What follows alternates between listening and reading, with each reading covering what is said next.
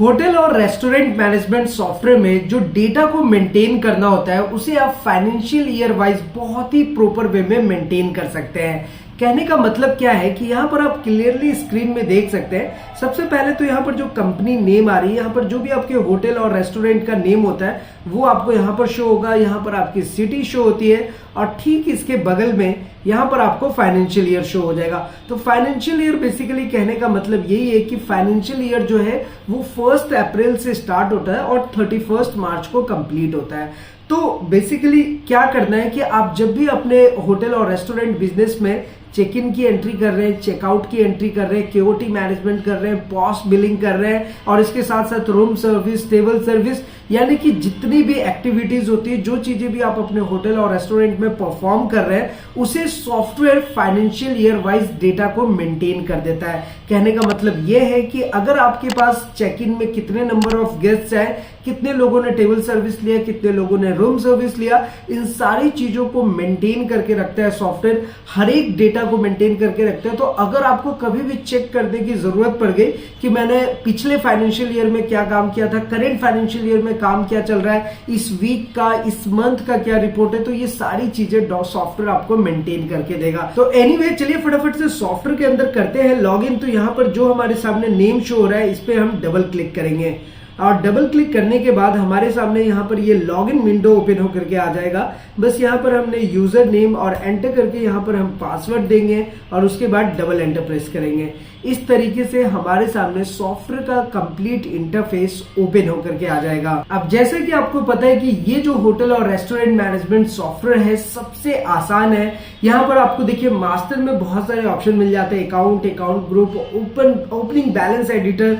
यहाँ से आप देखिए रेस्टोरेंट के जितने भी आपके काम है जैसे कि item group, tax slab, unit और रेसिपी मैनेजमेंट करना, ये सारी चीजें आप प्रॉपर वे में मेंटेन कर सकते हैं। अब नेक्स्ट जो हमारा आता है वो आता है होटल से रिलेटेड, क्योंकि होटल में क्या होता है कि आपको अपने रूम सर्विसेज ऐड करने होते हैं, रूम टाइप ऐड करना होता है, रूम की कैटेगरी ऐड करनी होती है, इसे आप अपने अकॉर्डिंग मैनेज कर सकते हैं। तो यहां पर देखिए कहने का मतलब यही है कि चाहे आपका होटल का बिजनेस हो या फिर रेस्टोरेंट का बिजनेस हो या फिर दोनों बिजनेस आप एक साथ कर रहे हैं, ये सॉफ्टवेयर बहुत ही अच्छे तरीके से फुलफिल करेगा आपके सारे नीड्स को। यानी कि आप होटल के बिजनेस को भी मेंटेन कर सकते हैं, रेस्टोरेंट के बिजनेस को भी मेंटेन कर सकते हैं और दोनों अगर आप एक साथ चला रहे हैं तो भी ये सॉफ्टवेयर आपके लिए बेस्ट है, क्योंकि इसमें होटल और रेस्टोरेंट के सारे मॉड्यूल्स दिए हुए हैं। तो बेसिकली क्या है ना दोस्तों कि यहाँ पर जिस तरीके से हम रेस्टोरेंट मैनेज कर सकते हैं, यहाँ पर हम अपने होटल की मास्टर सेटिंग कर सकते हैं। मास्टर सेटिंग 1 टाइम आपको करना होता है, उसके बाद आप डायरेक्टली एंट्रीज में जाकर के यहाँ से देखिए reservation, check in, checkout, room dashboard,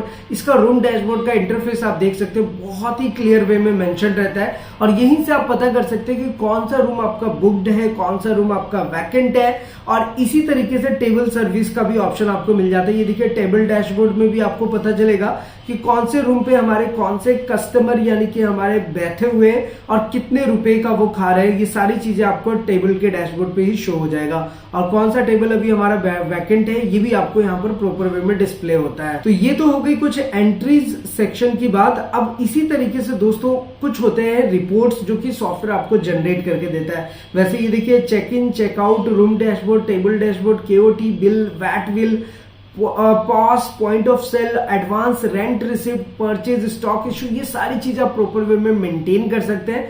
next जो हमारा रिपोर्ट्स का सेक्शन है, इसमें क्या होता है कि आपको एंट्रीज करनी है, चाहे वो टेबल सर्विस का हो, रूम सर्विस का हो, चेक इन चेकआउट का हो, आपने बस एंट्रीज करनी है। रिपोर्ट सॉफ्टवेयर ऑटोमेटिक जनरेट कर देगा और इसके रिपोर्ट्स बहुत ही डेप्थ में है, बहुत ही डिटेल्ड रिपोर्ट्स है, इसलिए आपको कोई परेशानी नहीं होगी। जैसा कि आप देख ही सकते हैं user shift, KOT list, KOT register, ये सारे रिपोर्ट्स आपको प्रॉपर वे में जनरेट करके देगा। और सबसे अच्छी बात क्या है कि हमने पहले की वीडियो में ऑलरेडी ये सारी चीजें आपको बताई हुई है कि किस तरीके से होटल और रेस्टोरेंट मैनेजमेंट सॉफ्टवेयर में चेक इन की एंट्री होगी, चेकआउट की एंट्री होगी, केओटी। तो अगर आपने अभी तक डिजिट 24 का चैनल को सब्सक्राइब नहीं किया तो सब्सक्राइब जरूर कर दीजिए, बेल आइकन को दबा दीजिए सो दैट ऐसे लेटेस्ट इंफॉर्मेशन आपको हमेशा मिलते रहे। और अगर आपका भी होटल और रेस्टोरेंट का कैसा भी बिजनेस है आप हमें कांटेक्ट जरूर करें, क्योंकि आपके होटल और रेस्टोरेंट के लिए हमारे पास कंप्लीट सॉल्यूशन अवेलेबल है। हम complete accounting and billing software तो देते ही देते हैं, इसके साथ साथ आपके होटल और रेस्टोरेंट के लिए प्रो लेवल की वेबसाइट वेबसाइट भी डेवलप करके देते हैं सो दैट कि आप ज्यादा से ज्यादा कस्टमर्स तक पहुंच सके और जिस भी एरिया और लोकेशन में आपका होटल या फिर रेस्टोरेंट होता है वहां पर ज्यादा से ज्यादा लोग पहुंच सके। तो हमारे पास आपके लिए कंप्लीट सॉल्यूशन अवेलेबल है। एनीवे, अभी देखिए फाइनेंशियल अकाउंटिंग की बात करें तो फाइनेंशियल अकाउंटिंग में balance sheet, profit and loss, trading account, trial balance, day book come cash book, ये सारी चीजें आपको सॉफ्टवेयर मेंटेन करके देगा। और इसी तरीके से दोस्तों जीएसटीआर रिपोर्ट्स भी सॉफ्टवेयर जनरेट करता है और जिन कंट्री में वैट सर्विस चलता है तो वहां पर ये वैट रिपोर्ट्स भी आपको जनरेट करके देगा। तो बेसिकली आप इसे इंटरनेशनली किसी भी कंट्री में सॉफ्टवेयर को इंप्लीमेंट कर सकते हैं।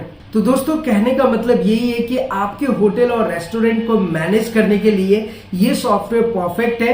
और जैसे कि मैंने आपको बताया कि हर एक फाइनेंशियल ईयर वाइज ये डेटा आपका मेंटेन करके रखेगा। जैसे कि मैं एक बार आपको दोबारा से बता देता हूं, यहां पर अभी हम क्लोज कंपनी करेंगे तो देखिए यहां पर बैकअप का भी सिस्टम होता है कि आपका एक auto backup software automatic generate कर देता है कि कभी भी आपको डेटा को रीस्टोर करना हो तो वो आप आसानी से रीस्टोर कर सकते हैं। एनीवे, फिलहाल इसे हम क्लोज करते हैं और यहां पर जो हमारे सामने ये ओपन होकर के आया है, यहां पर आप देख सकते हैं कि ये जो फाइनेंशियल ईयर आ रहा है ये 1 अप्रैल 22 से लेकर 31 मार्च 23 तक शो कर रहा है। अब इसी तरीके से जब 23 आएगा तो 1 अप्रैल 2023 से लेकर के 31 मार्च 2024 तक जाएगा, फिर 1 अप्रैल 2024 से 31 मार्च 2025 तक। इस तरीके से आपके पास जितने भी डेटा होंगे हर एक डेटा को हर एक फाइनेंशियल ईयर वाइज ये सॉफ्टवेयर आपको मेंटेन करके रखेगा। तो है नहीं ये कमाल की बात। फिर भी अगर आपके मन में कोई सवाल हो, किसी भी टाइप का क्वेरी हो, कुछ भी क्वेश्चन हो, आप हमसे नीचे कमेंट करके पूछ सकते हैं। फिलहाल दोस्तों आज की इस वीडियो में इतना ही,